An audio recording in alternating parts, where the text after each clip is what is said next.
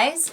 So we're hanging out in my sewing room, and I know we've been spending a lot of time here in the last couple of Art Teacherin 101s, and I don't think I've ever really shared with you that this is my sewing space. You probably thought we were sitting in my closet just based on how I have things hung in here.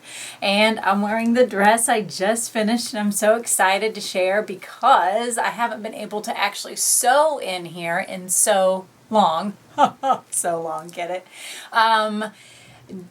That was really bad. Sorry, that was so bad. So anyway, I thought I would just share with you today my sewing room, take you on a little tour since this is really the only view that you get, and talk to you about how I kind of got started down this road of sewing and bringing my creations into my art room. So in this episode of Art Teacherin 101, let's talk about how to stay passionate about creating and how to bring that passion, how it can act as fuel for when you are teaching in your art room. So when I first started teaching, I was really freaked out about teaching small children. I felt like I didn't have enough knowledge. I felt like I didn't have enough to share. I was freaked out. I had several panic attacks about the whole thing.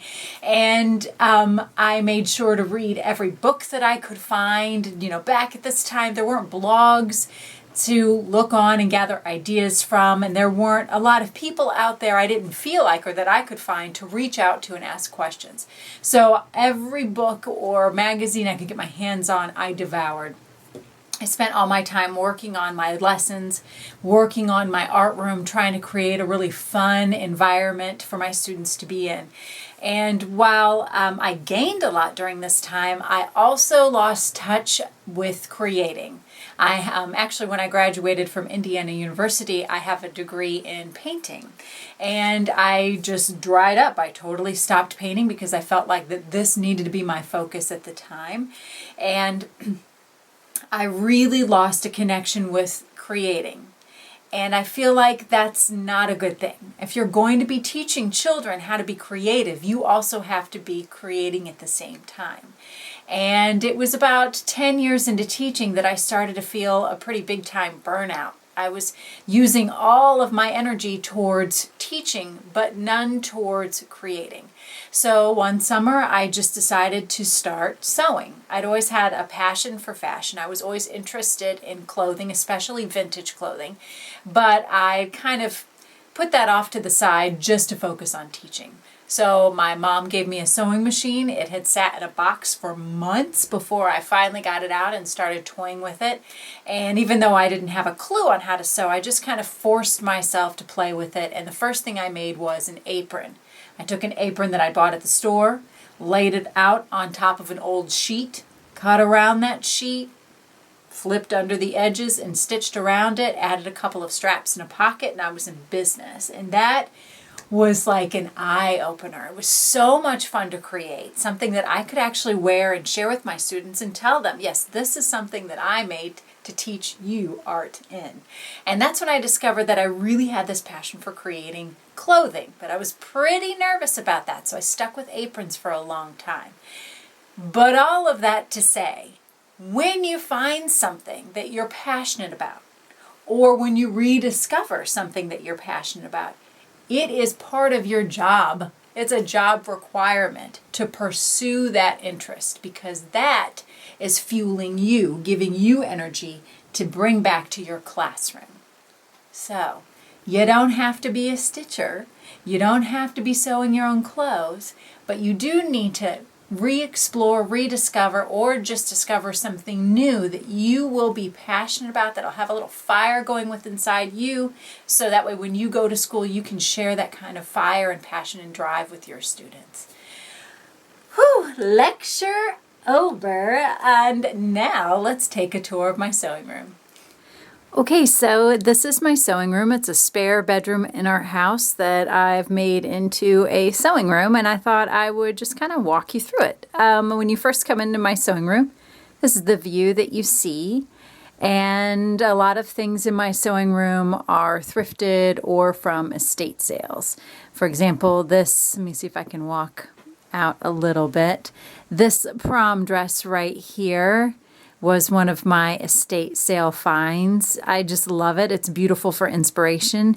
It has the smallest waist ever, so I can't seem to cram myself into it. I have a lot of vintage notions framed, pictures of my best friend and family members hanging up right through here. A lot of you guys, I think, on Instagram ask me about the paper chains. Those paper chains are actually copies of little rulers. I don't know if you can see that. And then those are vintage paper dolls that I've strung up there right across the top there. And I have my spools and things kind of hung just to keep it out of the way, because I am a slob, and if I don't have things kind of put up and put away, they will be literally everywhere. I got lucky enough to score a couple of vintage antique mannequins, one from my mom-in-law, one from Goodwill. The one in black is actually from Amazon, which is not too bad. It stands on a wooden base, and she's actually the mannequin that I use to put most of the clothing on. Most of my fabric is hung, like you see, and like I said, a lot of it is vintage and thrifted, and I just find it easier to find the fabric when I have it hanging just like this. Remnant fabric, smaller pieces of fabric, I tend to keep them up here, which is right now a little bit out of control, especially since it's hard to get to. You got to take that thing down and go through it. These shelves I made by just using those metal shelves that you can get at Target. And then I got a dowel and drilled a hole through the dowel and then just fed a cable tie through. Fed a cable tie through, and that's what's holding this up all the way across. And it's pretty strong. I mean, this is a lot of weight that's on that shelf. And then I've got another shelf underneath holding more fabric. And then the same thing with these shelves. There's just more stuff. The stuff just keeps going. I've been asked who the people hanging up are in the framed picture. The beautiful girl on the left, I have no idea. I just think she's too stinking cute, and I found her at the thrift store, so she came home with me. And my buddy got me the advertisement that you see on the right. Let's see. I have a collection of flour sacks from like the Depression era. Back during the Depression, the flour was placed in fabric sacks so that people could reuse the fabric for sewing. And it's very hard to find this kind of fabric out in the wild. And when you find it, it's got a really nice, almost linen-esque texture and beautiful prints on them. So I have a collection of them, and I hate to even cut into them just because they're so pretty and unique. I've got a little picture of my grandma who taught me how to do all my embroidery. I have a collection of embroidered napkins and tablecloths and linens. I'm a big fan of vintage patterns, so I have a lot. I'll have to show you my stash in a second. And just further down is more fabric.